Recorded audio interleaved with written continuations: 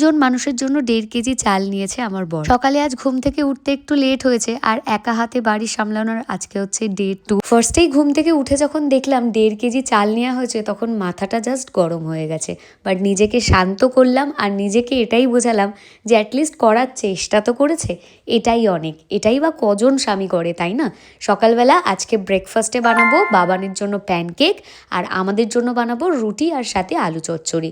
এদিকে রান্নাবান্নাটাও আমি স্টার্ট করে দিয়েছি, একদিকে রান্না করছি আর একদিকে সকালের টিফিন বানানোর তোড়জোড় চলছে। ওর জন্য ফার্স্টে আগে প্যানকেকটা বানিয়ে সাইড করে দেবো, যেহেতু ও বাচ্চা মানুষ তো আগে হয়তো খিদে পেয়ে যাবে। আমাদের খেতে একটু লেট হলেও কোনো সমস্যা নয়, কিন্তু ওরটা তাড়াতাড়ি আগে আমি করে দিচ্ছি। প্যানকেকটা লাস্ট আমি শুভর বার্থডের টাইমে করেছিলাম, আমার তো বেশ ভালোই লাগে খেতে, তোমাদের কেমন লাগে অবশ্যই জানি। আর এটার সব থেকে বেস্ট পার্ট কি বলো তো, খুব তাড়াতাড়ি এটা হয়ে যায়, তাই এটা বানাতে আমার ভীষণ ভালো লাগে। যখন গুল্লু মাঝে মধ্যে আসে বা আমি যখন ওই বাড়িতে যাই, তখন গুল্লুকেও আমি এই প্যানকেকটা বানিয়ে দিই, ওরা খুব আনন্দ সহকারে এটা খায়। চলো এবার আমি সকালবেলার রুটির প্রিপারেশনটা করে ফেলি। আটাটা তো মেখেই রেখেছি, এবার শুধু জাস্ট লেচিগুলো করে তারপর হচ্ছে বেলে নেব। তার মধ্যেই দেখলাম বাইরে আখের রস এসছে, আর অনেক দিন আখের রস খাই না। আমার গলার অবস্থা ভীষণ খারাপ, কিন্তু আখের রস খেলে পেটটা বেশ ঠান্ডা থাকে, তাই ঠকঠক করে আখের রসটা খেয়ে নিলাম। তারপর রান্নাবান্নাটা কমপ্লিট করে এখন স্নান করে পুজো দেব। আজকে তো বৃহস্পতিবার, আজকে পুজো দেওয়ার অনেকখানি কাজ বাকি। আর এখন তো বসন্তকাল চলছে, গাছ ভর্তি ফুল, ফুলগুলো দেখে এত ভালো লাগে। আর মামা সকালবেলাই আমাকে অলরেডি ফুল তুলে দিয়েছিল। জানো তো আমাদের বাড়িতে কেউ বাড়ি না থাকলে বেস্ট পার্ট কি, আমাকে সবাই হেল্প করে।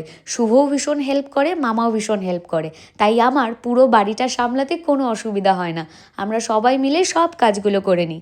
তাড়াতাড়ি করে স্নান করে চলে এসেছি। চলো আগে নিজের ঘরের ঠাকুরের মানে গনুকে ফুল দিয়ে নিই, তারপর যাব আমাদের ঠাকুর ঘরে পুজো দিতে। তোমরা অনেকেই হয়তো অনেক পুজোতে লং ভ্লগে আমাদের বাড়ির কালী পুজোতে আমাদের ঠাকুর ঘরটা দেখেছো।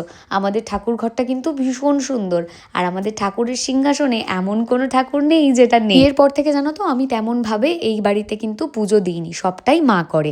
আমি শুধুমাত্র মা যখন বাড়ি থাকে না তখন একটু দিই, আবার কোনো দিন যদি আমার তাড়া থাকে রান্না করতে একটু লেট হয়ে যায়, সেদিনকে পুজো বা সন্ধে সেটা কিন্তু শুভই দিয়ে দেয়।